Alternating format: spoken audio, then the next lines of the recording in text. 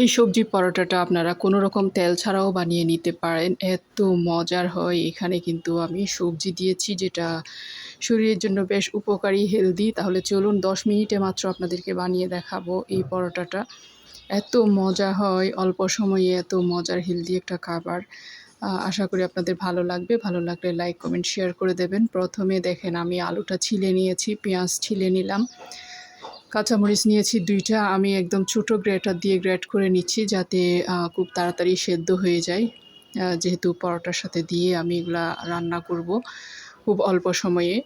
এভাবে করে গ্রেট করে তারপর হচ্ছে পেঁয়াজটাও আমি একটু গ্রেট করে নিচ্ছি কিছুটা, আর কিছুটা হচ্ছে কুচি করে দিব। সমস্যা নেই, আপনারা চাইলে মিহি কুচি করে দিতে পারেন। তারপর নিয়ে নিচ্ছি আমি কাঁচামরিচ। কাঁচামরিচ মাঝখানে একটু ফালি করে তারপর হচ্ছে কুচি, কুচি করে নিব। কারণ হচ্ছে কুচি, কুচি হলে খেতে ভালো লাগবে। আবার বড়, বড় থেকে গেলে তখন হচ্ছে কাঁচামরিচ মুখে পড়লে কিন্তু ঝাল করবে। যেহেতু বাচ্চারাও খাবে এই পরোটাটা, কিংবা বয়স্করাও খেতে পারবে, সবাই খেতে পারবে। এত সফট তুলতুলে হয় এই পরোটাটা। সব কিছু নিয়ে নিলাম এখানে। তারপর আমি এখানে দিয়ে দিচ্ছি গাজর কুচি। গাজরটা যেহেতু কুচি করা ছিল, ফ্রোজেন করা, ওখান থেকে দিয়ে দিলাম পরিমাণ মতো। দেখেন মাংস দিচ্ছি। মাংস রান্না করা ছিল চিকেন। এখান থেকে আমি কয়েক পিস চিকেন একদম হাতে একটু মিহি করে দিয়ে দিলাম। এটা দেওয়ার কারণে এটা খেতে আরও বেশি মজার হয়। একটা ডিম দিব। আপনারা চাইলে বেশি ডিমও দিতে পারেন। একটা ডিম দিয়ে আমি যেহেতু অনেক বেশি বানাবো না, অল্প বানাবো, ১ কাপ আটা দিয়েছি। আপনারা চাইলে ময়দাও দিতে পারেন। আটা দিয়েও হয়ে যায়। আমি সব নাস্তা কিন্তু আটা দিয়েই বানিয়ে থাকি প্রায় সময়। একটু চিনি আর একটু লবণ স্বাদ মতো দিয়ে দিব। আর হচ্ছে এখানে বেকিং পাউডার দিয়েছি ১ চা চামচের মতো। নরমাল টেম্পারেচারের পানি দিয়ে হচ্ছে আমি খুব ভালো করে ব্যাটারটা একদম হচ্ছে মিক্স করে নিব। স্মুথ করে নিতে হবে কিন্তু। একটা কাঁটা চামচ দিয়ে আমি খুব ভালো করে মিশিয়ে নিয়েছি। ১ চা চামচের মতো একটু চিনি দিয়ে দিয়েছি আরকি। দেখেন এটা পাতলা হবে ব্যাটারটা। খুব বেশি পাতলা না, আবার ঘনও করা যাবে না। এটা মোটামুটি পাতলাই হবে। আপনারা তো দেখতেই পাচ্ছেন কীরকম হয়েছে। এখন আমি চলে এসেছি এটা বানাতে। প্রথমে আমি একটু তেল দিয়ে দিয়েছিলাম একটা পরোটাতে। পরবর্তীতে আমি কিন্তু সবগুলা তেল ছাড়া বানিয়েছি। আপনারা তেল ছাড়া বানাতে পারবেন। যেই ফ্রাইং প্যানে আপনারা তেলের কাজ করেন, ভাজা পোড়া ভুনা, সেটাতে করলেই হয়ে যাবে। আপনা আপনি উঠে যাবে যেহেতু এখানে ডিম দেয়া আছে।